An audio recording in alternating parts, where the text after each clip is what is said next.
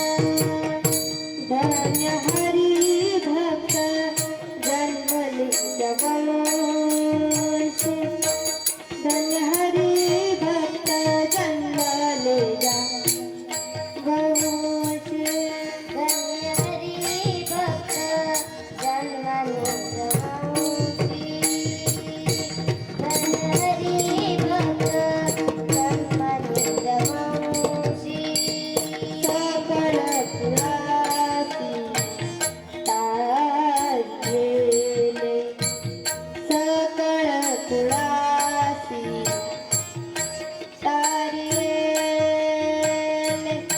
पाहताची वाट गरजीचे कुणाल पाहताची वाट गरजीचे कुणाल कुळासी सकळ कुळासी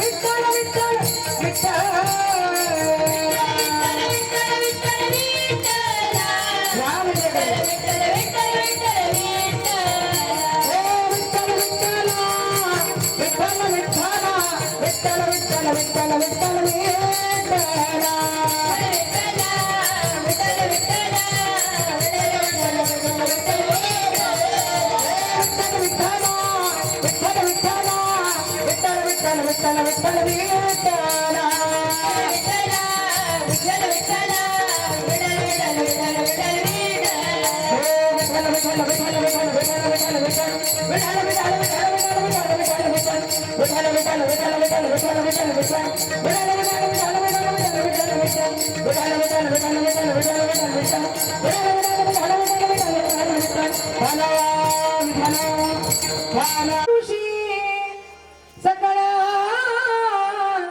कुळासी तारियले पाहता ती वाटा स्वर्गीचे पूर्वज वंशी भक्तराज वावा कोणी यमाची यातना जुगलिया दंड वंशी झाली ऐका हरी भक्त पाहता ती वाटा स्वर्गीचे पूर्वज वंशी भक्त राजा बाबा कोणी तुका म्हणे पितृ आशीर्वाद देती कल्याण इच्छिती तया कुळा पाहता ती वाट स्वर्गीचे पूर्वज वंशी भक्त राजा बाबा कोणी पांडुरंग करू प्रथम नमन पांडुरंग करू प्रथम नमन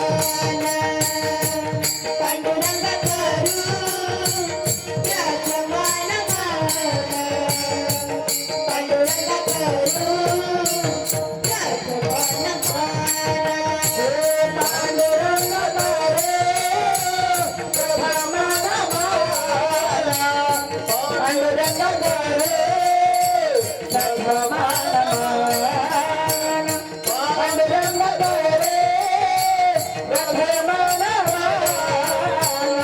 पांडुरंग करू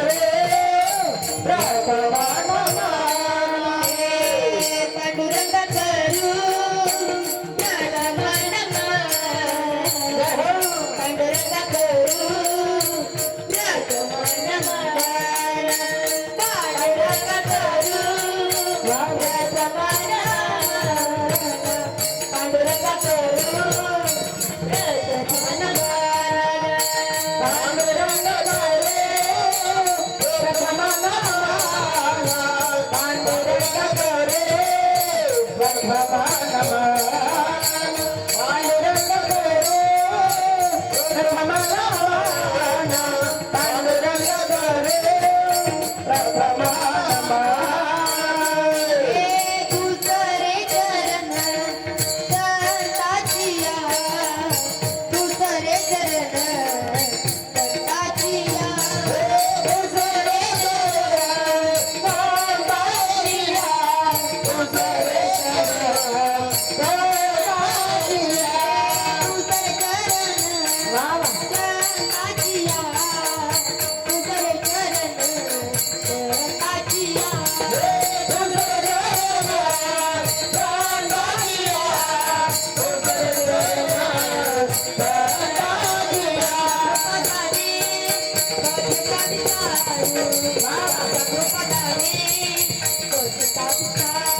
त्याच्या कृपदाने कधीचा विचारू त्याच्या कृपदाने कधीचा विचारू त्याच्या कृपदाने कधीचा विचारू त्याच्या कृपदाने कधीचा विचारू त्याच्या कृपदाने कधीचा विचारू त्याच्या कृपदाने कधीचा विचारू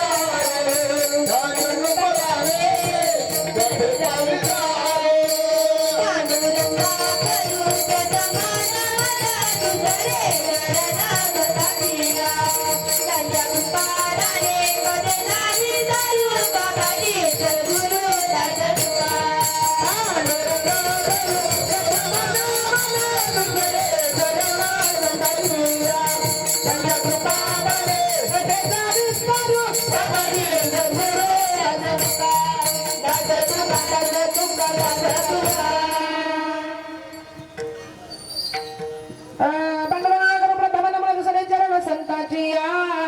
त्यांच्या कृपादाने कधीचा विस्तार बाबाजी सद्गुरु दास तुगा महायोग पीठे तटे भीमरथ्यम वरं पुंडरीकाय मुनींद्रे समागतम विष्णुमनंद कंदम परब्रह्मलिंगम मजे पांडुरंगम तनिर्वास संदीन निघाववासम रमा मंदिरम सुंदरम चित्रकाशम वरमद्विष्टिकाय समन्यस्तपादम परब्रह्मलिंगम मजे पांडुरंगम कर्पूर गौरम करुणावतारम संसार सारं भुजगेन्द्रहारं सदा वसन्तं हृदयारविन्दे भवं भवामि सहितं नमामि मोरया मोरया निवारतानि तुझीच सेवा करू काय जाणे अन्याय माझे कोट्यान कोटी मोरेश्वरा तू गाल कोटी नमो ज्ञानेश्वरा नमो ज्ञानेश्वरा नमो संताची लाडकी लेक मी संताची लडकी लेक मी दरदारी लडकी लेक मी दरदारी मजवरी कृपा बाहुताची मजवरी कृपा बाहुताची लाडकी लेक मी संताची लाडकी लेक मी संताची मजवरी कृपा हुतारी मजवरी कृपा हुतारी लडकी लेक मी दरदारी लडकी लेक मी दरदारी संताची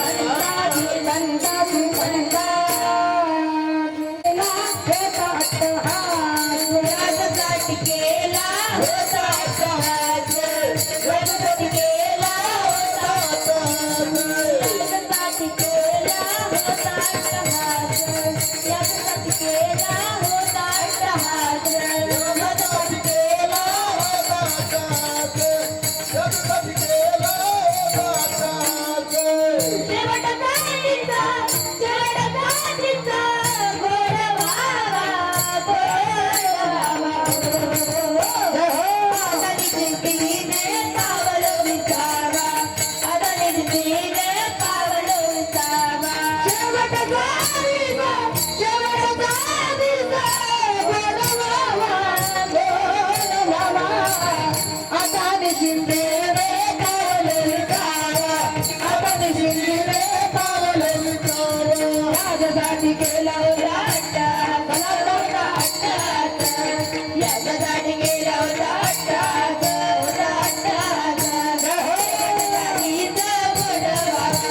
शेवटसाठीचा गोडवा राजसाठी गेला होता राजसाठी गेला होता शेवटसाठी शेवटसाठी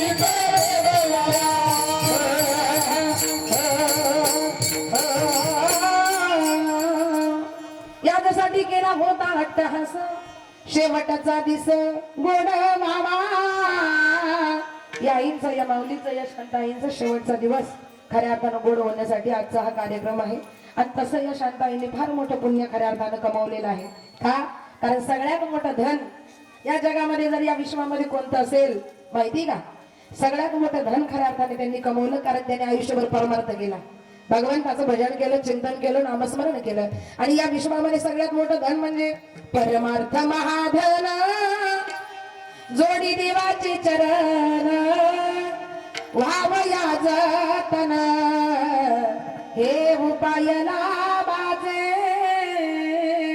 सगळ्यात मोठं धन त्यांनी कमवलं परमार्थ महाधन. परमार्थ हे सगळ्यात मोठं महान धन आहे आणि ते खऱ्या अर्थानं त्यांनी कमवलं. गळ्यामध्ये पवित्र अशी खऱ्या अर्थानं तुळशीची माळ, आळंदीच्या पंढरीच्या त्र्यंबकच्या खऱ्या अर्थानं केलेल्या पायी वाऱ्या, केलेलं भजन, भगवंताचं चिंतन.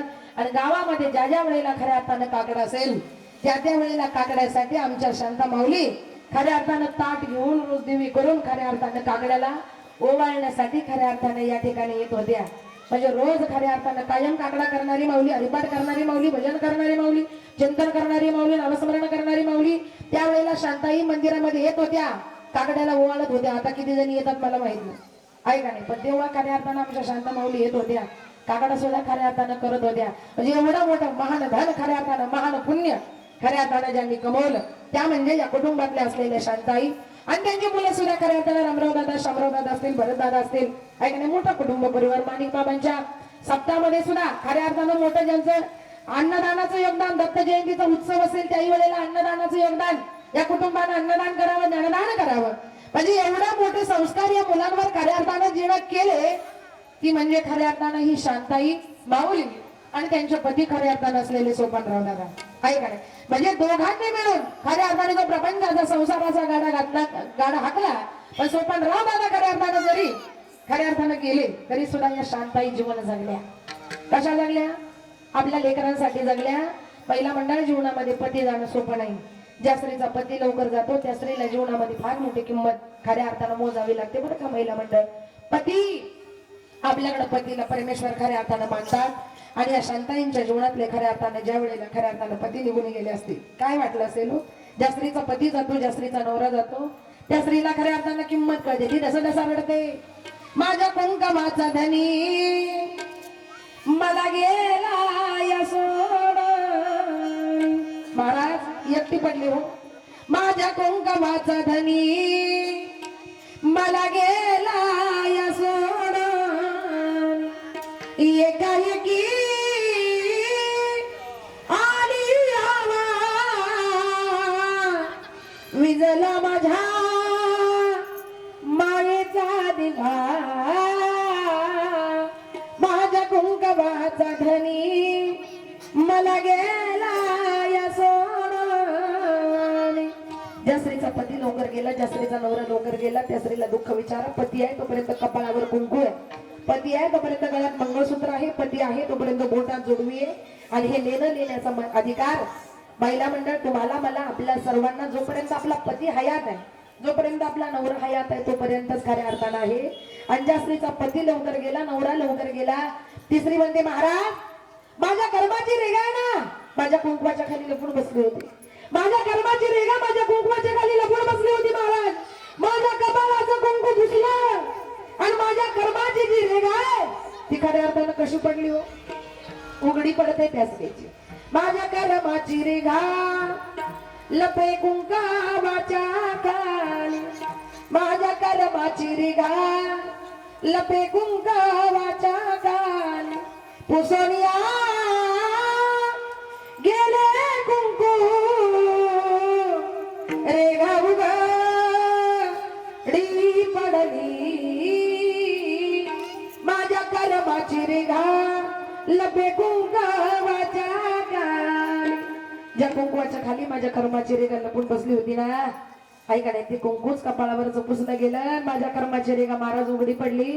पती गेला, मग ज्या वेळेला त्या स्त्रीला एकाकी जीवन जगावं लागतं, एकटं जीवन जगावं लागतं, त्यावेळेला पती म्हणजे काय, पतीला परमेश्वर का म्हणतात आणि पतीला देव का म्हणतात याची जाणीव त्या स्त्रीला खऱ्या अर्थानं महिला मंडळ कधी होते, कधी होते, पती गेल्यानंतर खऱ्या अर्थानं या ठिकाणी होत असते. पण पती गेल्यानंतर एक आई जीवन जगते तरी सुद्धा जगते, रडते, एवढी रडते, एवढी रडते, एवढी रडते, रडत रडत बसते. पण तिच्या मनामध्ये विचार येतो अरे माझे पती गेले, पण मी जर रडत बसले तर माझी मुलं रडतील, मी रडले तर माझ्या लेकी रडतील, मी रडले तर माझ्या सुना रडतील, मी रडले तर माझे नातवंड रडतील. अरे मी जर रोज रडत राहिले ना तर माझं आता कुटुंब डिस्टर्ब होईल, माझ्या मुलं रडतील, माझ्या लेकी रडतील. अरे मला या लेकरांची आई बनायचे आणि आता या लेकरांचा बाप गेला, माझा पती गेला, नवरा गेला, आता मला या लेकरांचा बाप सुद्धा बनायचंय. आई आई तर बनतेच, पण पती गेल्यानंतर ती लेकरांचा बाप सुद्धा बनण्याचा प्रयत्न करते, आई सुद्धा बनते, बाप सुद्धा बनते आणि आपल्या लेकरांवर आयुष्यभर लक्ष ठेवते, लेकरांच्या सुखामध्ये दुःखामध्ये खऱ्या अर्थानं सहभागी होते. तिचं नाव म्हणजे कुटुंबामध्ये असलेली माय.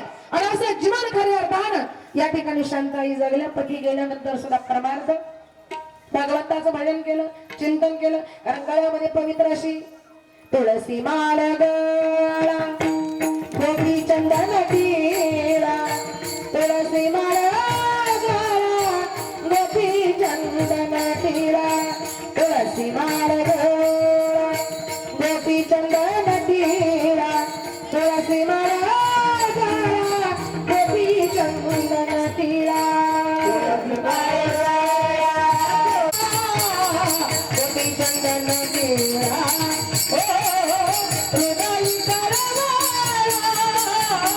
हृदयी करवळा वैष्णवांचा.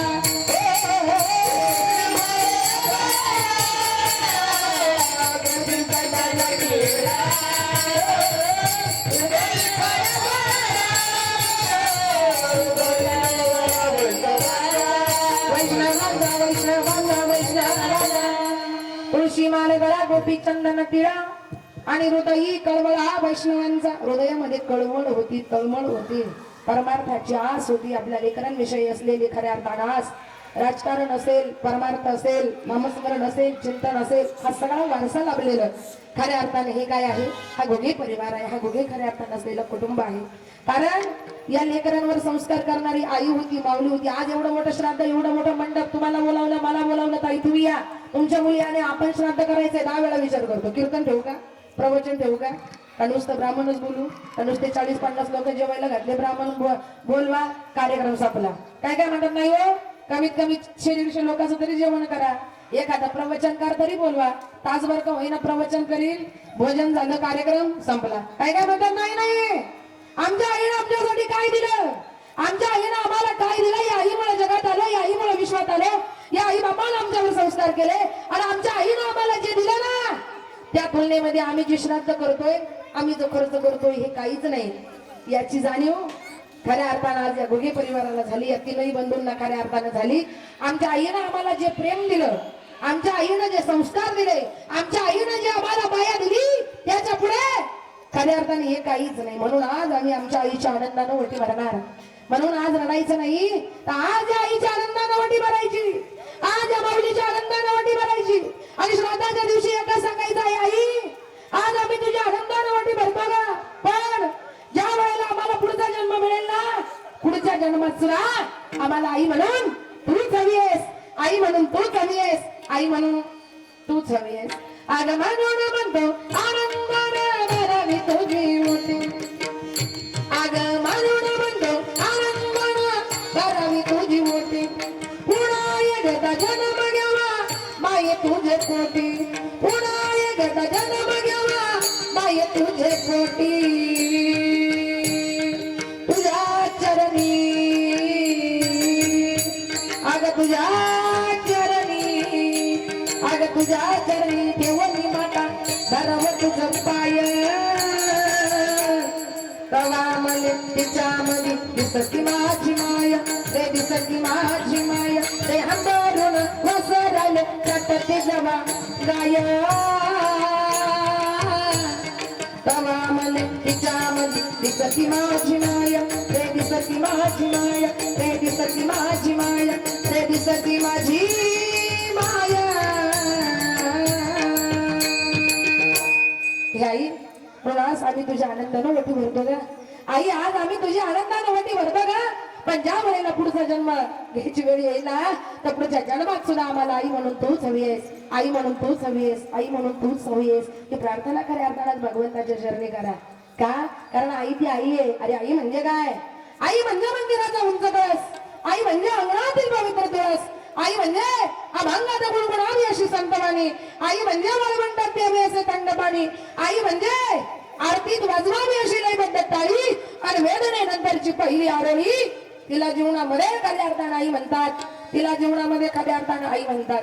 अशी प्रेम करणारी आई, जीव लावणारी आई, माया लावणारी आई ज्या दिवशी जग सोडून जाते, ज्या वेळेला विश्व सोडून जाते ना, त्यावेळेला खऱ्या अर्थानं आपल्याकडे ढसाढसा रडल्याशिवाय खऱ्या अर्थानं या ठिकाणी पर्याय नाही.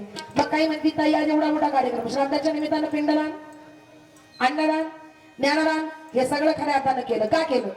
का श्राद्धाच्या दिवशी पिंडदान आहे, का अन्नदान आहे, का ज्ञानदान आहे, का श्राद्ध करायचं? आता श्राद्ध मुळात का करायचं, का केलं पाहिजे? बारकाई नाही का? महाभारतामध्ये याचा पुरावा आहे. एकदा स्वर्गामध्ये नारद मुनी फिरत होते. स्वर्गामध्ये नारद मुनी फिरत असताना नारदाची आणि पंडूराजाची गाठ पडली. पंडूराजा म्हणजे होते 5 पांडवांचे वडील. कुणाचे?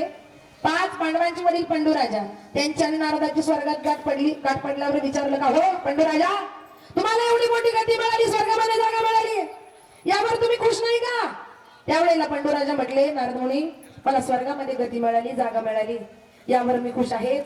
पण या स्वर्गामध्ये मला अजून जर चांगली उच्च गती मिळून द्यायची असेल, चांगली जागा मिळून द्यायची असेल, तर माझ्या मुलांनी माझ्या नावावर न भूतो न भविष्यती असा यज्ञ, त्या यज्ञामध्ये ज्ञानदान अन्नदान केलं तर मला स्वर्गामध्ये काय मिळेल? अजून चांगली गती मिळेल.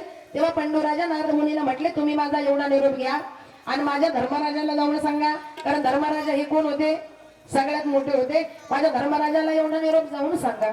असं म्हटल्याबरोबर नारद मुनी 3 लोकांमध्ये भ्रमण करणारे पांडवांच्या वाड्यावर आले. वाड्यावर आल्यावर बाहेरून आरोळी ठोकली, नारायण नारायण नारायण.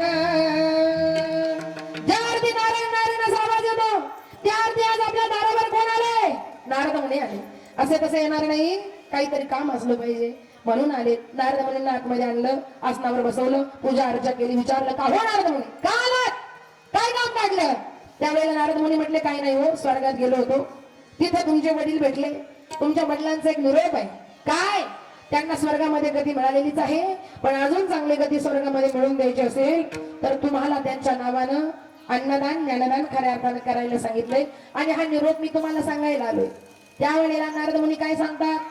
पंडूचा निरोप नारदान सांगितला, राजसू यज्ञाचा वेत राजा धर्माने केला.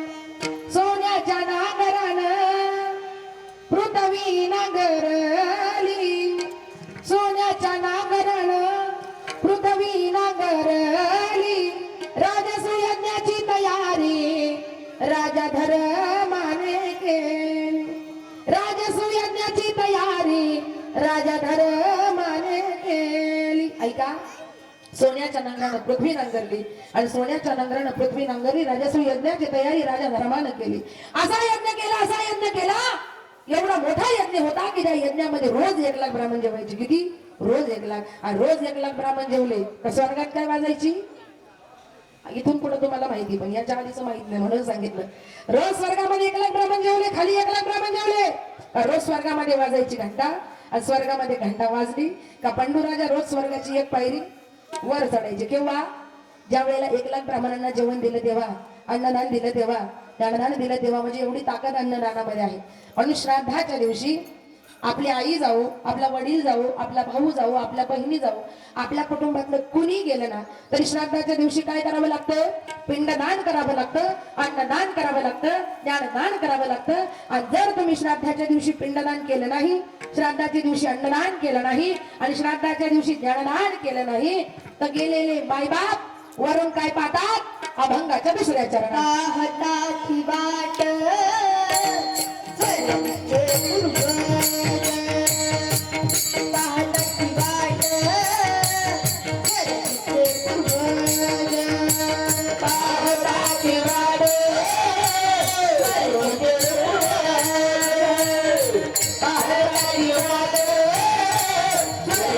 पूर्वज, पाहताची वाट स्वर्गाचे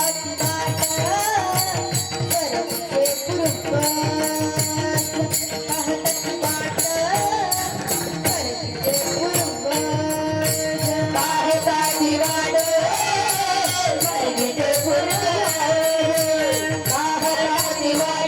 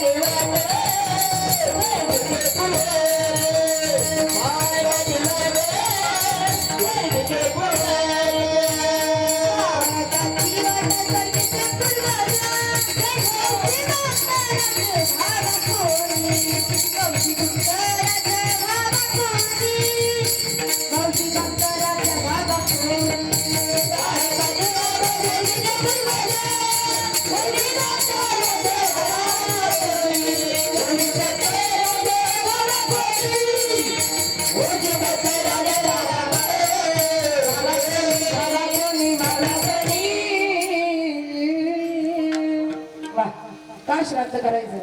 श्राद्धाच्या दिवशी का पिंडदान करायचं, का अन्नदान करायचं, का ज्ञानदान करायचं? कारण जर नाही केलं तर वरून काय बघता? वाट पाहता ती वाट स्वर्गीचे पूर्वज वंशी भक्तराज व्हावा कोणी. नाही श्राद्ध केलं तर गेलेले मायबाप वरून वाट पाहतात. ज्या मुलासाठी हाडाची गाडी केली, रक्ताचं पाणी केलं, त्या मुलांना साधे श्राद्ध सुद्धा केलं नाही, पिंडदान सुद्धा केलं नाही, अन्नदान सुद्धा केलं नाही, ज्ञानदान सुद्धा केलं नाही. आणि आपल्या लोकांचा स्वभावच आहे का नाही? आई आता तोपर्यंत काही करत नाही. माझं म्हणणं आहे, आई बापाचं अभिष्ट चिंतन सोडा करा. ऐका नाही, श्राद्ध तर तुम्हालाही घालायचे, सगळ्यांनाच घालायचे. 10वा 13वा जो गरीब आहे त्यालाही घालायचा, जो श्रीमंत आहे त्यालाही घालायचा. श्राद्ध सुद्धा सगळ्यांनाच घालायचे. पण आई वडिलांचं अभिष्ट चिंतन सोडा करा. आनंद मिळेल तुम्हाला जीवनामध्ये. 75वी घाला, 61वी घाला, 90वी घाला, 100वी घाला. जे लोक गेल्यावर येतील ना, जे लोक गेल्यावर येतील त्या लोकांना जिवंतपणे बोलवा. ऐका नाही, आई वडिलांना भेटू द्या. ऐका नाही, असा सोहळा करा, त्या निमित्तानं ज्ञानदान करा, आई बापाला पुण्य मिळेल. अन्नदान करा आणि एवढा मोठा सोहळा करा, एवढा मोठा आई बाबाचा सोहळा करा. तो सोहळा पाहून ते आई बाप पटले पाहिजे. आज माझ्या मुलाने एवढा मोठा सोहळा केला, एवढं मोठं ज्ञानदान केलं, एवढं मोठं अन्नदान केलं, आणि जे लोक गेल्यावर येणार होते ना ते आज आम्हाला जिवंतपणे भेटायला आले. ऐका नाही, त्या मुलानं त्या आई बाप म्हटले पाहिजे, आज आमची कुस पवित्र झाली, आज आमची कुस पवित्र झाली. असा मुलगा आमच्या पोटी जन्माला आला, असा मुलगा आमच्या पोटी जन्माला आला का ज्यानं खऱ्या अर्थानं आमचा सोहळा जाण्याच्या आत अभिष्ट चिंतन सोहळा केला. ऐका नाही, त्या ती दोस्ती सोहळा पाहून, ते सगळं पाहून आई बाबाच्या डोळ्याला पाणी आलं पाहिजे. आज आमची कुस पवित्र झाली, असा मुलगा आमच्या पोटी खऱ्या अर्थाने जन्माला आला. असे उद्गार आपल्या आई बापाला आपल्या तोंडून काढलं पाहिजे. असं आपलं जगणं, असं आपलं वागणं, असं आपलं बोलणं आणि असं खऱ्या अर्थानं आपलं चालणं असावं. पण आपल्या लोकांचा स्वभाव आहे जिवंतपणी सेवा नाही. आणि नाही जिवंतपणी केली ना, समजा नाही तुम्हाला किंमत कळाली, नाही सेवा केली, पण गेल्यावर का होईना श्राद्ध करा, पिंडदान करा, अन्नदान करा, ज्ञानदान करा, आणि त्यांना खऱ्या अर्थानं पुण्य प्राप्त करून द्या. कारण आई वडिलांना पुण्य प्राप्त करून देणं हे प्रत्येक खऱ्या अर्थानं मुलीचं कर्तव्य आहे. ही कुठेतरी या गोष्टी ज्या आहेत त्या लक्षात ठेवा. आपल्या लोकांचा स्वभाव आहे जिवंतपणी सेवा नाही. हयात आहे तोपर्यंत आई कळत नाही. 10 दिवस झाले आई जाऊन, आई कळाली नाही. 13 दिवस झाले तरी सुद्धा आईचं प्रेम, आईची माया कळत नाही. का? भाऊ बहिणी एकत्र असतात, सगळे एकत्र असतात. सगळे एकत्र असल्यामुळे एकमेकाला एकमेकाची किंमत कळत. 13वा 14वा झाला का कोणी थांबायचं नाही. लेकी तिच्या घरी जातात, मुलं बाहेर गावी असतील ते नोकरीला जातात, बाकीच्या खऱ्या अर्थानं त्यांच्या घरी राहतात. ऐक नाही, ज्या वेळेला सगळे निघून जातात ना त्यावेळेला त्या कुटुंबाला अख्खं घर खायला उठतं. ती लेक तिच्या सासरी जाते. 14 दिवस मी माझ्या आईजवळ राहिले, आई गेली तरी सगळे माझ्या बरोबर होते. पण आज ज्या वेळेला ती सासरी आली त्यावेळेला ती गुडघ्यामध्ये डोकं घालते, एकटीच मोठ्यानं ढसाढसा रडते. काय म्हणते हो? हा, ज्या वेळेला आईचा पहिला महिना येतो, पहिल्या महिन्याला लेक आणि जावयाला भोजनाला आमंत्रण असतं. लेक जावई भोजनासाठी येतात आणि भोजनासाठी आल्यानंतर ज्या वेळेला त्या मुलीला तिची बाहेरामध्ये वाट पाहत असलेली आई दिसत नाही, तिची आई तिला पोडवीमध्ये दिसत नाही, ओसरीमध्ये दिसत नाही, बंगल्याच्या हॉलमध्ये दिसत नाही, बंगल्याच्या कोरटमध्ये दिसत नाही. आईच्या पहिल्या महिन्याला येते, पण वाट पाहणारी आई तिला ज्या वेळेला दिसत नाही ना त्यावेळेला हातातला पिशव्या खाली टाकते, गाडीवरून खाली उतरते आणि मोठ्याने काय फोडते? अंबरडा फोडते. कुठे गेली माझी आई, आई ग मला करमत नाही. कुठे गेली माझी आई, आई ग मला करमत नाही. येना गाई मला झोप येत नाही. येना गाई येना गाई मला झोप येत नाही 9 महिने 9 दिवस गर्भामध्ये तू आडविले बोटा धरून आई ग तुम्हाला चालायला शिकविले रडू आलाई कोण गाईला गाई कोण गाईला गाई कुठे गेली माझी आई आई ग मला करमत नाही येना गाई मला झोप येत नाही म्हणजे आपण केव्हा रडतो गेल्यानंतर माझं म्हणणे गेल्यानंतर रडत बसण्यापेक्षा गेल्यानंतर आरडाओरडा करण्यापेक्षा हयात आहे तोपर्यंत खऱ्या अर्थाने तिची सेवा करा गेल्यानंतर श्राद्ध करा पिंडदान करा अन्नदान करा तुम्हाला जीवनामध्ये सुख लाभेल समाधान लाभेल शांती लाभेल आणि आई वडिलांचं श्राद्ध एकदा का खऱ्या अर्थानं झालं किती मुलं सुखामध्ये समाधानामध्ये खऱ्या अर्थानं जीवन जगत असतात म्हणून श्राद्धाच्या दिवशी पिंडदान करा अन्नदान करा ज्ञानदान करा तुम्ही आम्ही करतो यात नवल नाही ऐका बरं का तुम्ही आम्ही करतो यात नवल नाही श्राद्ध केलं माझ्या नाथबाबांनी आपल्या वडिलांचं ऐका नाही श्राद्ध केलं नाथबाबांनी सुद्धा आपल्या वडिलांचं केलं सगळ्यांना आमंत्रण दिलं सगळे भाऊबंद बोलावले भोजनाला ऐका नाही पण हरिजनाची काही मुलं रस्त्याला रडत चालली होती कारण त्यांना भूक लागली होती नाथबाबांनी पाहिलं अरे आजचं जेवण माझ्या भाऊबंदासाठी आहे पण ही लेकरं रडतात ती लेकरांच्या आईबाप म्हणत होते अरे नाथबाबांच्या माड्यातून आज पंच भगवानाचा वास येतोय पण हे भोजन आज आपल्यासाठी नाहीये हे भोजन आज त्यांच्या भाऊबंदासाठी आहे लेकरं रडतात नाथबाबांनी त्यांचा आवाज ऐकला त्यांचं बोलणं ऐकलं नाथबाबांनी मागचा पुढचा विचार नाही केला सगळ्या हरिजन मंडळीला बोलावलं भोजन घातलं ऐक नाही आता भोजन त्यांना अगोदर घातलं त्यामुळे भाऊबंदाला राग आला भाऊबंद जेवायलाच येईना नाथबाबांनी गिरजा माऊलीने परत अख्खा वाडा धुतला परत भांडे घासले परत डबल स्वयंपाक तयार केला आणि नाथबाबांनी परत सगळ्या भाऊबंदाला बोलावलं तू आमच्या अगोदर हरिजनांना भोजन घातलं ना आता आम्ही तुझ्या घरी खऱ्या अर्थाने जेवायला येणार नाही नाथबाबांना नकार दिला ज्या वेळेला नाथबाबांना भाऊबंद भोजनासाठी येईना त्यावेळेला नाथबाबांच्या डोळ्यामध्ये पाणी आलं का आज मी माझ्या वडिलांसाठी एवढं मोठं श्राद्ध केलं एवढं मोठं अन्नदान केलं ज्ञानदान केलं आज माझे भाऊबंद माझ्या घरी खऱ्या अर्थाने जेवायला येत नाही नाथबाबांच्या डोळ्यामध्ये पाणी पाहिलं पण नाथबाबांच्या घरी कोण होतं अरे 12 वर्ष केशव म्हणून 12 वर्ष माधव म्हणून 12 वर्ष श्रीकांत म्हणून 36 वर्ष ज्यांच्या घरी खऱ्या अर्थानं भगवंतानं काय केलं काय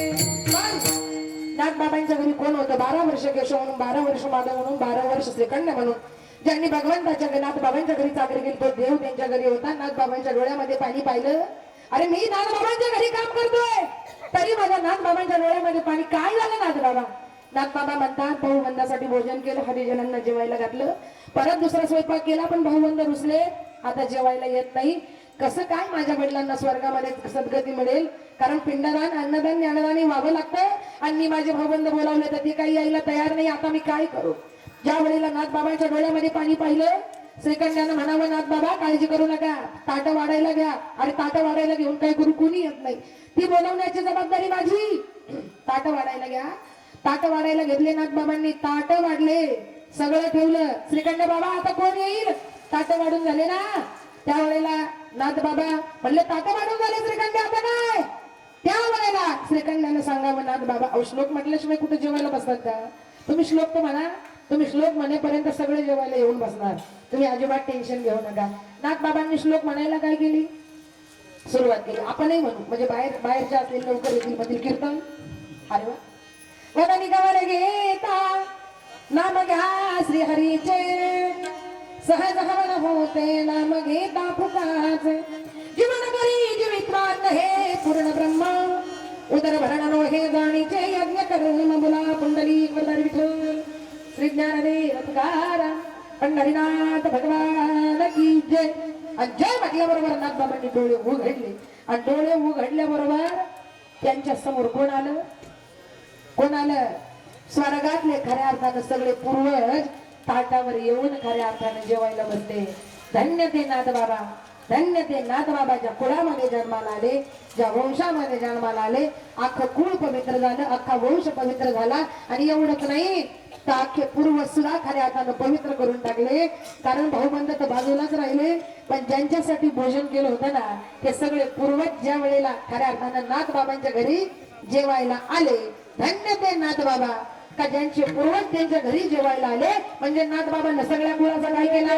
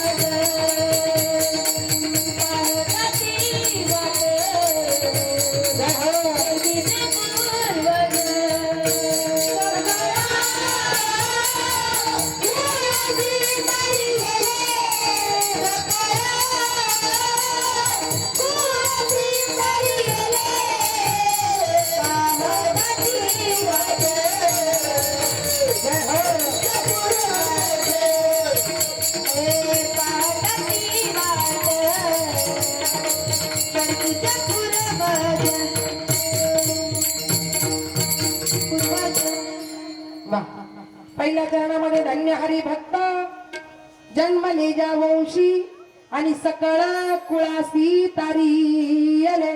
सगळ्या कुळाचा खऱ्या अर्थानं काय केला, उद्धार केला. आपले सगळे पूर्वजच बोलावले ऐकाने, सगळ्या कुळाचा माझ्या नाथ बाबांनी उद्धार केला. एवढी ताकद हरिभक्तामध्ये आहे. फक्त हरिभक्त भगवंताचं भजन करणारा असावा, नामस्मरण करणारा असावा, चिंतन करणारा असावा, आई वडिलांचं श्राद्ध घालणारा असावा.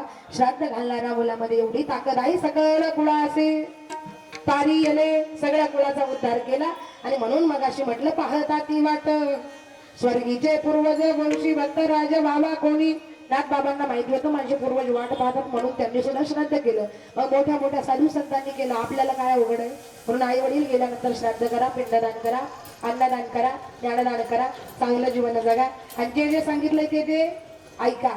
आणि एवढंही सांगून जर तुम्ही ऐकलं, अरे वा, नाही कुशाल नाही म्हणता, एवढंही सांगून जर तुम्ही ऐकलं नाही तर आमचे नाथ बाबा काय म्हणतात,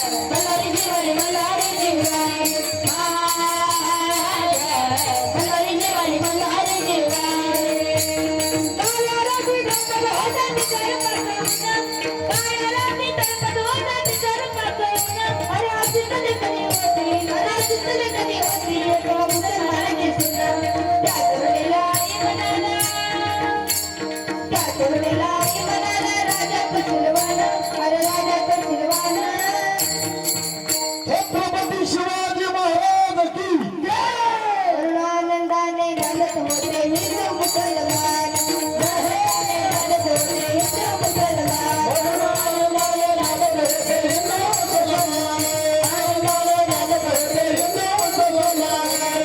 मुसलमान हिंदू मुसलमान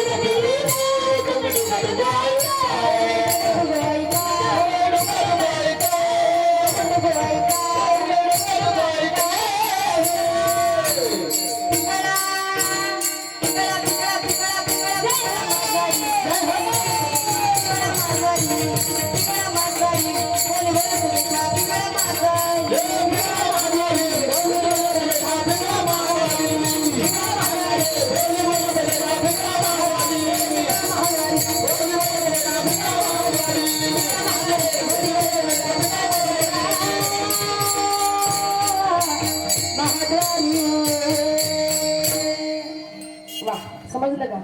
एवढंही सांगून जर ऐकलं नाही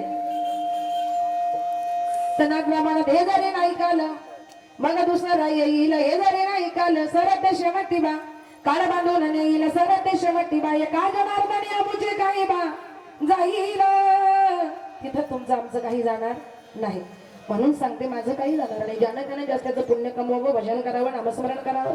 कारण यमाची यातना आणि यमाचा दंड ही चुकवण्याची ताकद सुद्धा मुलामध्ये आहे. यमाची यातना चुकल या दंड आणि वंशी झाली या एका हरिभक्तामध्ये ताकद आहे. आई वडिलांचं श्राद्ध केलं ना त्यानं तर यमाची आई वडिलांची यमाची यातना आणि दंड चुकवण्याची ताकद त्या मुलात आहे. त्या आई बापांनी किती पाप केलं किती पुण्य केलं पण मुलांना श्राद्ध केलं ना ते यमाची यातना दंड चुकवण्याची ताकद त्या मुलाच्या श्राद्धामध्ये आहे, पिंडदानामध्ये आहे, अन्नदानामध्ये आहे, ज्ञानदानामध्ये आहे. या गोष्टी कुठेतरी माणसानं या ठिकाणी जीवनामध्ये लक्षात ठेवल्या पाहिजे. चांगलं जीवन जगा आणि आपण गेल्यानंतर आपलं श्राद्ध आपल्या पोरानं करावं काय असं वाटत असेल तर शेवट एकच सांगणार आहे चांगलं जीवन जगा आणि आपल्या मुलांवर चांगले संस्कार करा. मुलं जन्माला घाला छत्रपती शिवाजी राजांसारखे. म्हणून म्हटलं जातं अंधारपणा चाललाय दिवा पाहिजे, अंधारपणा चाललाय दिवा पाहिजे. इकडे घराचे रस्ता चालले त्यासाठी जिजाऊचा शोधाच पाहिजे, जिजाऊचा शोधाच पाहिजे, जिजाऊचा शोधाच पाहिजे. साचल्याशिवाय धार्मिक तलवारीच्या बाजाला, साचल्याशिवाय धार्मिक तलवारीच्या बाजाला राजाशिवाय पर्याय नाही महाराष्ट्राच्या मातीला, राजाशिवाय पर्याय नाही महाराष्ट्राच्या मातीला. अजूनही मदत झाली नाही धार मावडी तलवारीची, अजूनही मदत झाली नाही धार मावडी तलवारीची. कुणाची हिंमत नाही तुम्हाला आम्हाला संपवण्याची, कुणाची हिंमत नाही तुम्हाला आम्हाला संपवण्याची. हो म्हणते छत्रपती शिवाजी महाराज एका वाक्यात सांगते. 65 किलोची तलवार वागवून त्याचं नाव यशाची, वरदान शत्रूच्या दुधाचं त्याचं नाव वाली, हातून वगैरे व्हायचा त्याचं नाव दानाली, आपासाठी एवढं घोडा बुडाला त्यांचं धनाली, त्या नगात शत्रूच्या धरू नका त्यांचं संतानी, दाना वगायला उभा म्हणतो त्याचं नाव संभाजी. आणि सगळं एकत्र घेऊन जे हिंदवी स्वराज्याची कामना करतो त्यांचं नाव छत्रपती शिवाजी, त्यांचं नाव छत्रपती शिवाजी, त्यांचं नाव छत्रपती शिवाजी. म्हणून मानाचा मुजरा आदिना मान शिवबाला करीते. टाळी टाळी टाळी टाळी टाळी. 26 जानेवारी आपला प्रजासत्ताक दिन. आदिना मान शिवबाला करीते, आदिना मान शिवबाला करीते, आदिना मान शिवबाला करीते. तुम्हा वंदू वाडा जाते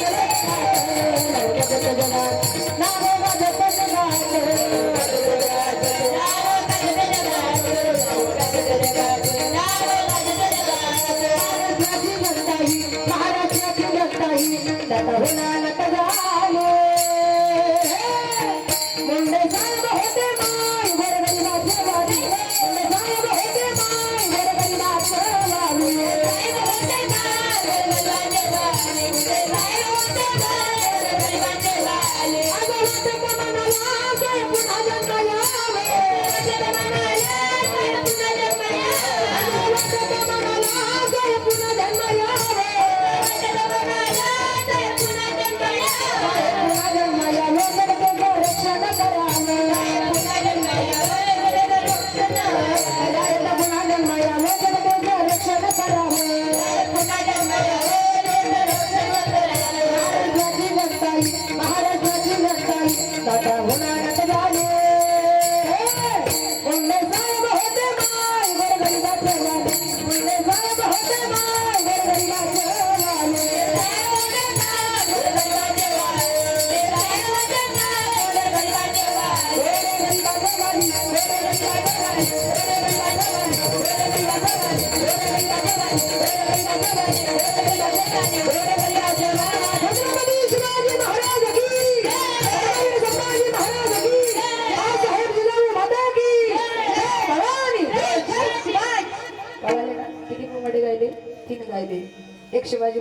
दोन मुंडे साहेबांसारखे मुलं जन्माला आले पाहिजे, आजी काळाची गरज आहे.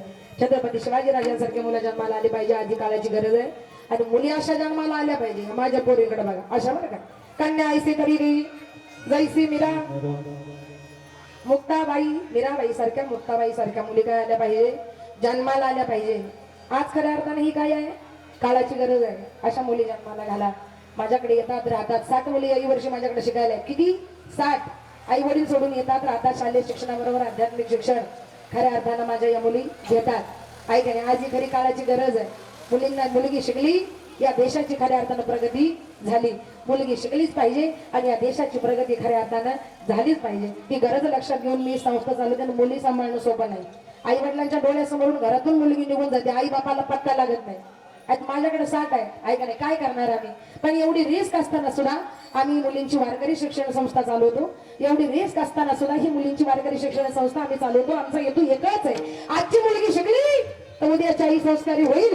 आजची मुलगी शिकली तर उद्याची आई संस्कारी होईल. आई संस्कारी झाली तर सगळं कुटुंब संस्कारी होईल, सगळा परिवार खऱ्या अर्थानं संस्कारी होईल.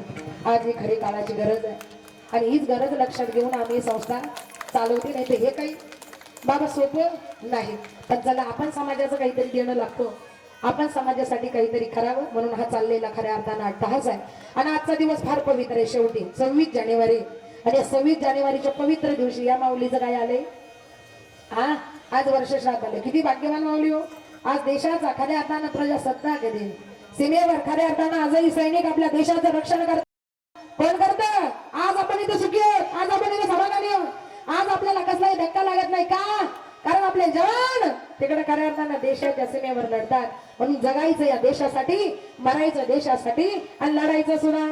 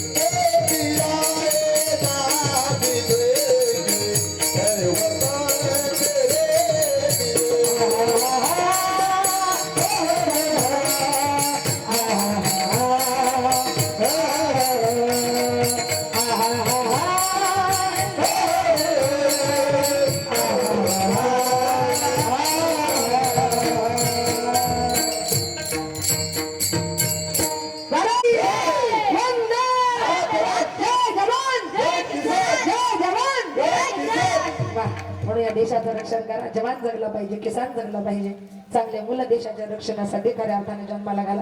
आज ही खरी काळाची गरज आहे. आणि 26 जानेवारीच्या दिवशी या माऊलीचं श्राद्ध आलं. मला खऱ्या अर्थाने आनंद वाटला. किती पूर्व पुण्य गाचे असेल पुण्य ही तोची मुखी गाज हरीचे नाम, त्याच्याच मुखाला हरीचं नाम येतं बाबा, कोणाच्याही मुखाला येत नाही. आणि म्हणून खऱ्या अर्थाने चांगलं जीवन या ठिकाणी जगा आणि एकदा भगवंताचं भजन करा. विठोबा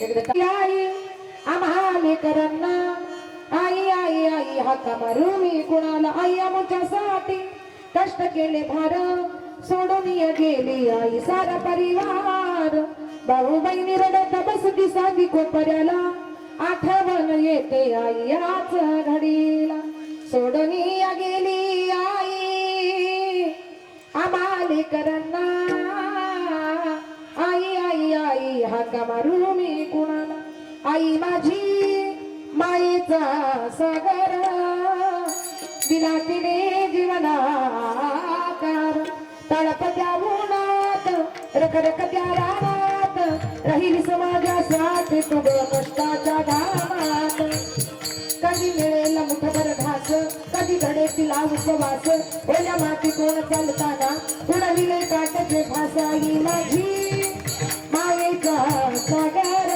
दिला तिने जीवनाकार नभीची चांदणी तुझा चंदराची गोर शीतल तुझी छाया मला हवी जीवनभर तुझ्या शीतल छायेमध्ये उभा आयुष्य जगेन आई देवापाशी मीग आई तुला सगळं मागेन आई माझी मायेचा सागर दिला तिने जीवना आकार किती वेळ बोललं तरी खरं अर्थानं आईसाठी कमीच पडेल झाले आज पिंडदान आता मी लगेच संपवणार झाले माझं ज्ञानदान आणि आता राहिलं अन्नदान एकदा का श्राद्धाच्या दिवशी पिंडदान झालं ज्ञानदान झालं